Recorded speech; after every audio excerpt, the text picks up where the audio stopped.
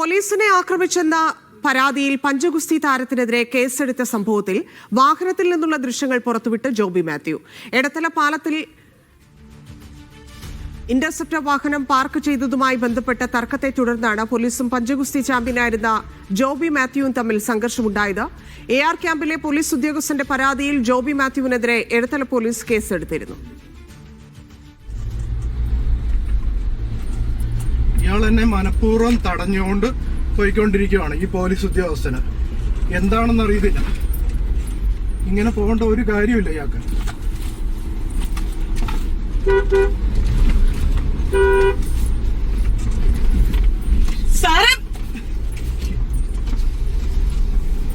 ഒരു ആവശ്യത്തിന് വേണ്ടിട്ട് പോകുന്നു. എന്നാ പരിപാടി കാണിക്കുന്നേ?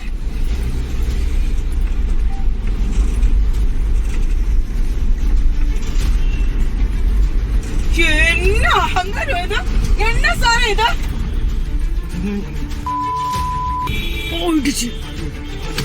നിതിൻ സേവ്യർ ചേരുന്നു. നിതിൻ, ഇപ്പോൾ പുറത്തുവരുന്ന വാഹനത്തിനകത്തു നിന്നുള്ള ദൃശ്യങ്ങളിൽ നിന്ന് എന്താണ് വ്യക്തമാവുന്നത്? തന്നെ കഴിഞ്ഞ ദിവസമാണ് ഈ സംഭവം നടക്കുന്നത്. ഇന്നലെ രാവിലെ ഗവർണർ പങ്കെടുക്കുന്ന ഒരു പരിപാടിക്കായി ആലുവയിൽ നിന്നും എറണാകുളത്തേക്ക് വരികയായിരുന്നു ഇവർ. ഈ സമയത്താണ് എടത്തല പാലത്തിൽ എടത്തല പാലം വളരെ ചെറിയ പാലമാണ്. ഈ പാലത്തിൽ ഇത്തരത്തിൽ ഇന്റർസെപ്റ്റർ വാഹനം പാർക്ക് ചെയ്ത് പോലീസ് ഉദ്യോഗസ്ഥർ നിൽക്കുകയായിരുന്നു. അപ്പോഴാണ് ഇവർ പോലീസുകാരനോട് എന്തിനാണ് ഇത്തരത്തിൽ ബ്ലോക്ക് ഉണ്ടാക്കി വാഹനം പാർക്ക് ചെയ്യുന്നത്, കുറച്ച് മാറ്റി പാർക്ക് ചെയ്തതോടെ ചോദിക്കുന്നത്.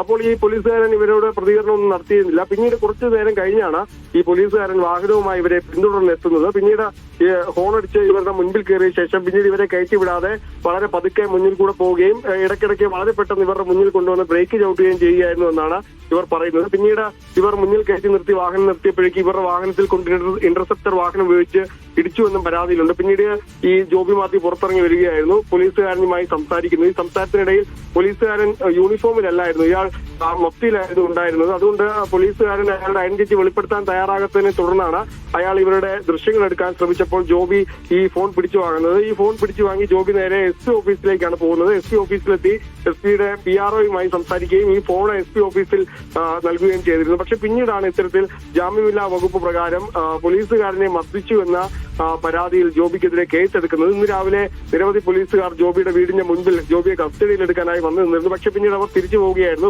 പോലീസ് ഇത്തരത്തിൽ അധികാരം ഉപയോഗിച്ച് ഭീഷണിപ്പെടുത്താൻ ശ്രമിക്കുകയാണ് എന്നാണ് പറയുന്നത്. നിലവിൽ ഈ കളമശ്ശേരി AR ക്യാമ്പിലെ പോലീസ് ഉദ്യോഗസ്ഥനാണ് ഇത്തരത്തിൽ പരാതി നൽകിയിട്ടുള്ളത്. കളമശ്ശേരി പോലീസ് സ്റ്റേഷനിലെ ഡ്രൈവറായ സനിലാണ് ഇത്തരത്തിൽ ഈ പരാതി നൽകിയിട്ടുള്ളത്. ഈ പരാതിയുടെ അടിസ്ഥാനത്തിലാണ് ജാമ്യമില്ലാ വകുപ്പ് പ്രകാരം ജോബിക്കെതിരെ നിലവിൽ പോലീസ് കേസ് എടുത്തിരിക്കുന്നത്. ഏതായാലും നിയമപരമായി കേസിനെ നേരിടുമെന്നാണ് ജോബി നിലവിൽ പറയുന്നത്. ശരി നിതിൻ.